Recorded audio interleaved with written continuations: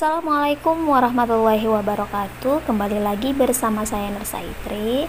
Oke teman-teman, untuk video kali ini Aitri mau membahas terkait dengan apa sih perbedaan dari versi manual, versi 1.0, versi 2.0 dan ESTR.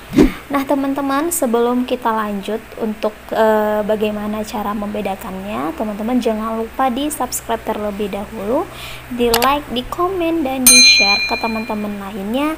Insya Allah video ini sangat bermanfaat.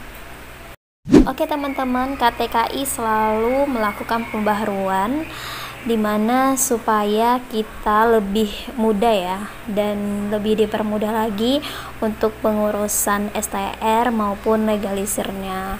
Dan saat ini itu teman-teman bisa cek ya, masing-masing STR-nya itu ada di versi yang mana.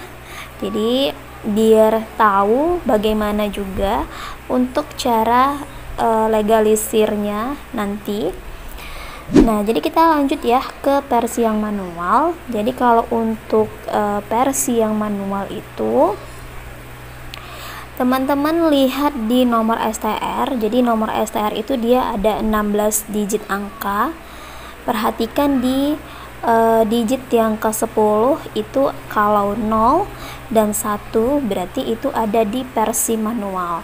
Jadi kalau versi manual ini dia versi yang sebelum diadakannya ujian kompetensi. Jadi itu dia yang pemutihan ya, yang bisa langsung mengurus STR tanpa ujian kompetensi gitu.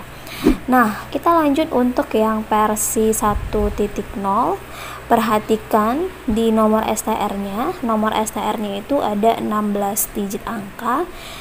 Jadi di digit yang ke-10 dia ada angka 2. Nah, kalau untuk versi 1.0 ini itu untuk yang ditentukan, pastikan yang kita membuat STR-nya itu kita sudah lulus ujian kompetensi atau kita sudah mempunyai yang namanya sertifikat kompetensi atau sertifikat profesi.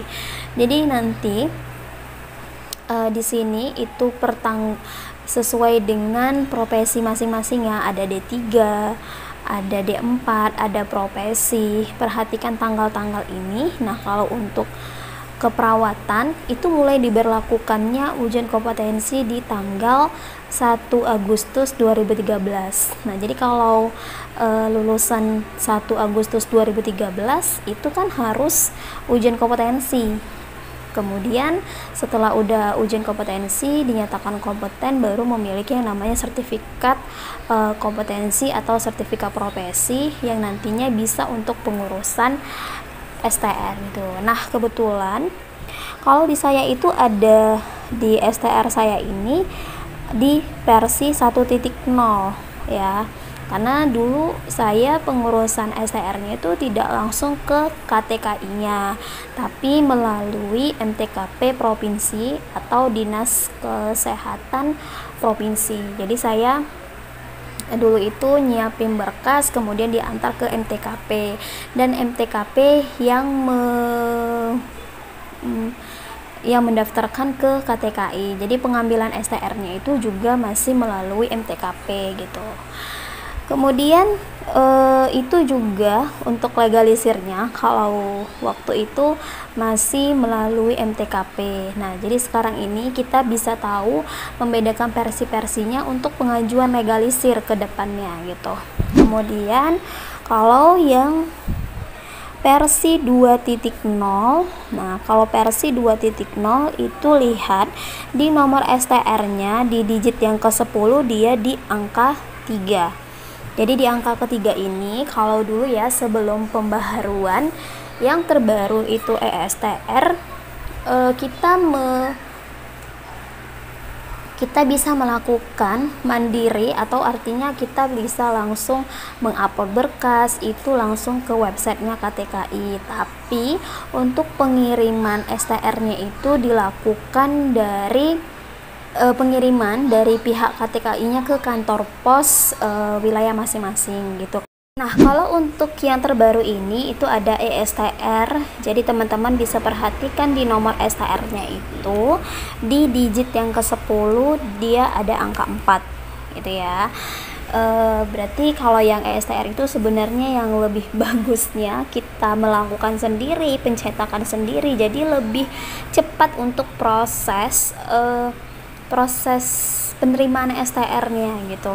Nah, kalau saya dulu ya di versi 1.0 itu kan agak lama ya prosesnya, sampai berbulan-bulan bahkan untuk selesai STR-nya gitu. Nah, kalau di versi 2.0 tuh kelemahannya itu karena proses pengirimannya yang lama, bisa sampai sebulan. Tapi kalau yang ESTR ini dia versinya yang tercepat.